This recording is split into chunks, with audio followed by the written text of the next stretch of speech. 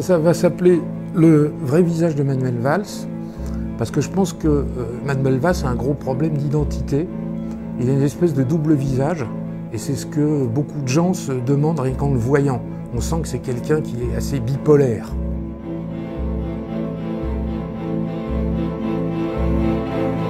Manuel Valls, pour moi, a une espèce de double histoire.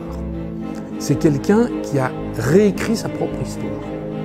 Donc j'ai pris à peu près tout ce qui était disponible sur la question. Il y avait toute une série de documents qui étaient disponibles, puisque son père était un peintre connu.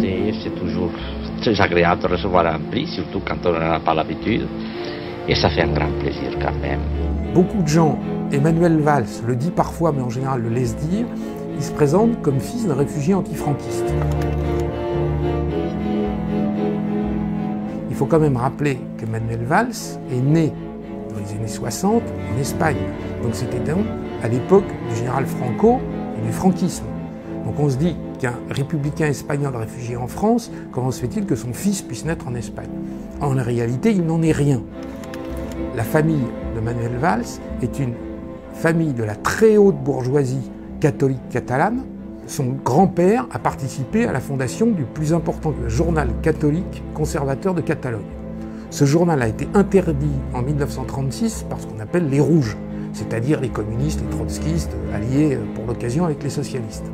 Donc il n'y avait absolument aucune raison que son père quitte l'Espagne en 1951 et soit présenté comme un réfugié antifranquiste. Les vrais réfugiés antifranquistes, ils sont partis à la fin de la guerre civile espagnole, c'est-à-dire en 1939. Donc c'est déjà une réécriture à cause de son histoire politique. La deuxième, c'est l'histoire de sa mère, qui est une famille de la riche bourgeoisie tessine, qui s'est enrichie grâce au trafic de l'or colonial au Sierra Leone. Sa famille possédait des commerces, des hôtels, des immeubles, des mines d'or. Donc c'est une famille qui a strictement rien à voir avec ce qu'on pourrait appeler le socialisme, même boboisé.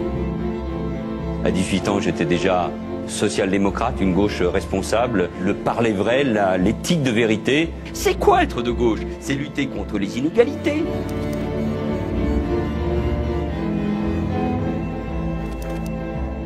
Donc c'est toute une série de choses qui sont développées dans ce livre, avec un certain nombre de lumières qui sont apportées, et développer évidemment la partie sur ces liens extrêmement étroits avec les sionistes, Israël, la communauté juive en France.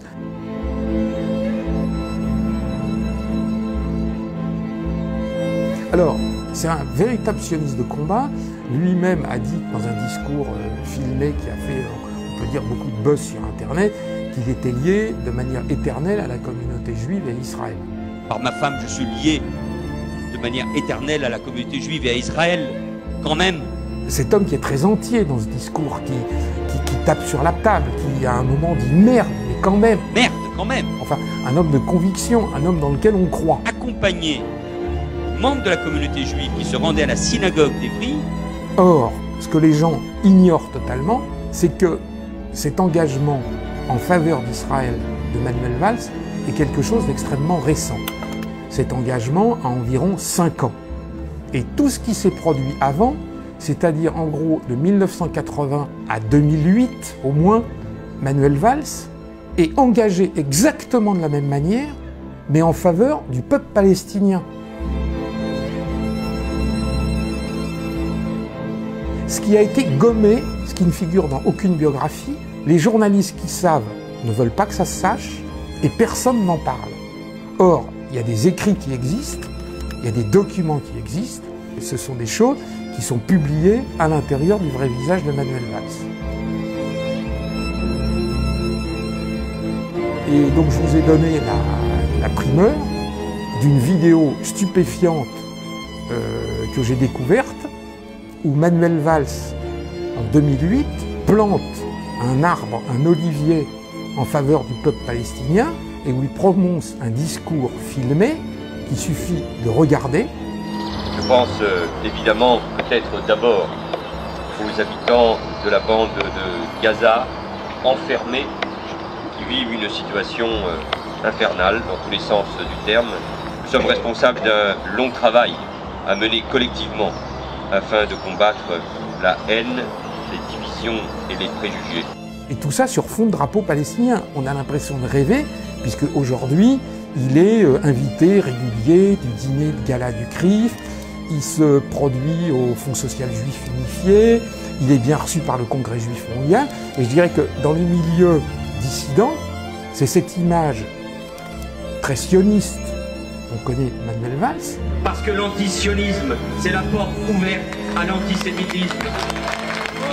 Tous ceux qui ne peuvent pas accepter que la haine se déverse dans nos quartiers au nom de la critique d'Israël, nous devons faire corps, nous devons être unis pour combattre cet antisémitisme nouveau qui est né, qui se nourrit de cet antisionisme. L'édification d'un mur honteux, la poursuite des colonisations, le sort des prisonniers, bref des événements qui ne vont pas dans le sens de la paix.